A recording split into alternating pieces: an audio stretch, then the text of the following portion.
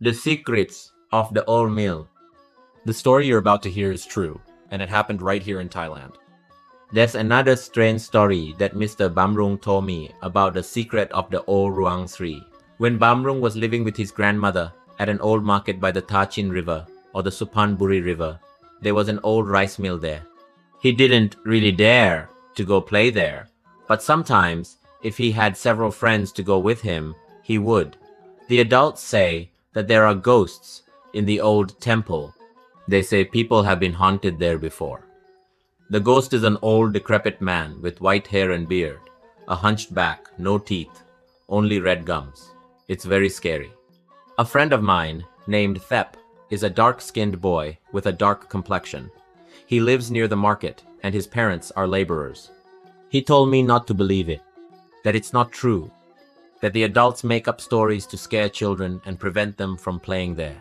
He said there are no ghosts there, that it's just something the adults tell to scare kids. Well, his idea makes sense because nobody has ever actually encountered a ghost before. One evening, almost nightfall, this boy, Thep, was being chased and beaten by his mother because she had made him pound chili paste. He didn't want to do it, so he pounded away until there was a loud crack. Looking down, he saw that the mortar had broken, the bottom detached from the base. He reacted quickly, but was too slow. His mother, hearing the unusual noise, sensed that something bad was happening and grabbed a stick, storming out from the kitchen. The god saw it and dropped the mortar, but he still got hit once with a loud bang. He ran away, gluing his buttocks to the ground, and his mother chased after him. He didn't know where to run, so he ran to hide in what he thought was the safest place, an old rice mill. That's all. His mother couldn't find him there. My mother probably never thought he would dare go in there, because it was terrifying. It was full of dust, and the smell of lingering rice grains still lingered. He went inside and sat down, completely silent. Darkness was falling, growing darker and darker. The silence grew unsettling, and he felt like going out, but he was afraid his mother might still be lurking around. He decided he had to wait until it was darker. But then he heard the sound of an old man coughing coming from his left. He looked and saw an old man. At first he couldn't see him clearly because it was getting dim. He could only see his back hunched over as he sat in the corner of the room on the other side.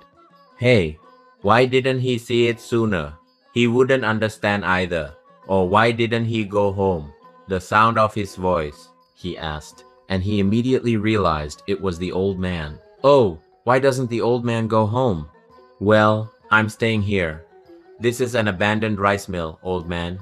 How would I know anything? Then he said, tell the other kids not to play at the temple so often. And when you come, don't be loud because I get annoyed.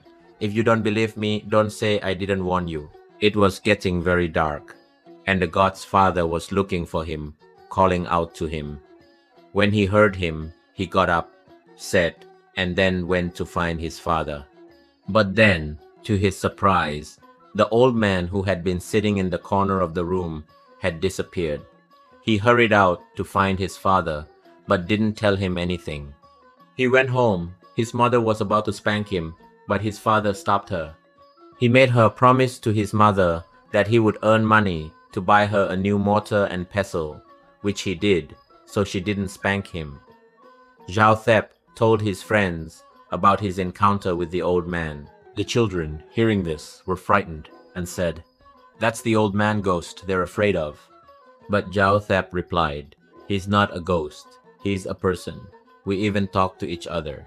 However, he didn't forget to warn his friends, as the old man had asked him to tell them. He said that the reason he didn't believe the old man was a ghost was because he thought he was probably a poor, homeless person who was secretly sleeping at the temple. I went to check again during the day, but I didn't find him. I checked twice, but still couldn't find him. They thought he must have gone somewhere else. One afternoon, Thep went to play at the old rice mill alone because the other children wouldn't go. They were all afraid of ghosts. But he wasn't afraid. He took a stick and started banging and hitting things, fighting and brawling, having fun all by himself because he was a child who loved fighting, swordsmanship, and fist fights. During the annual market fair, He likes to watch Chinese movies, the ones with fighting and swordsmanship, war movies, and stuff like that. He really likes them. But while he was playing a game of out of control,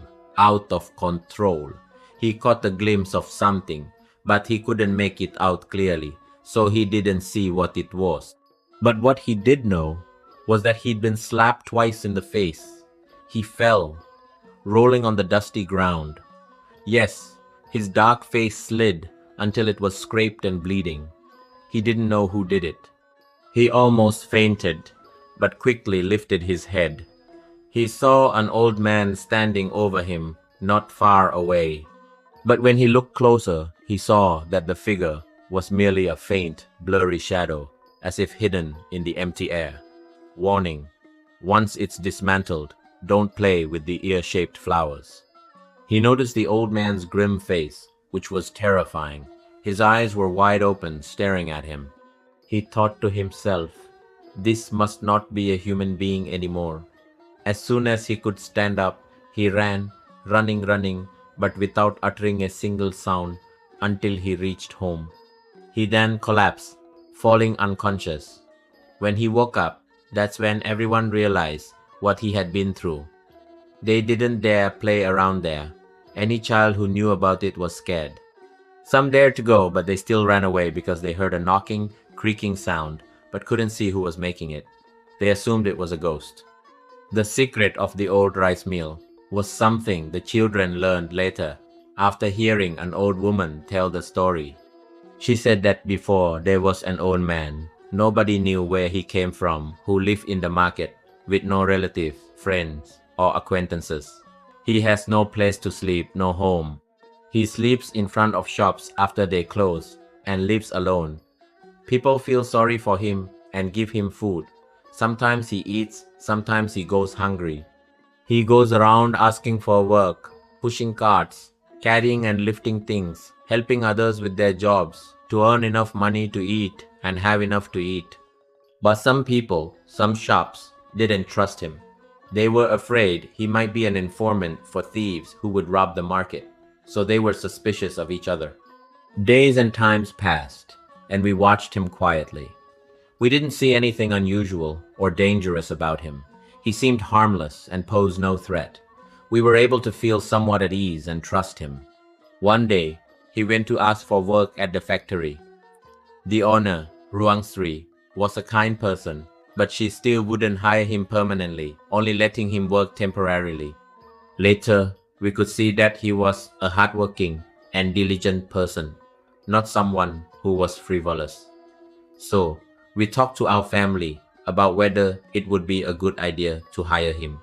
Then, the boss, Uncle Sri, decided out of pity and seeing that he was a good person to let him work every day. Seeing that he was trustworthy, he then made him the guardian of Ruang Sri. He worked diligently for many years, lacking nothing. But then one day, he fell seriously ill with cholera, suffering from severe diarrhea. It seemed he wouldn't make it. Even the doctors in the market couldn't cure him. It was a time when diseases were rampant in those days. Ultimately, he died. His spirit still haunts the shrine, refusing to leave, tormenting many who disturb him. Most people in the market, especially the older folks, know this well. Thank you for listening to Thai Local Tales. I'm Captain Piroj. Until our next journey together, take care, stay curious, and I'll see you in the next episode.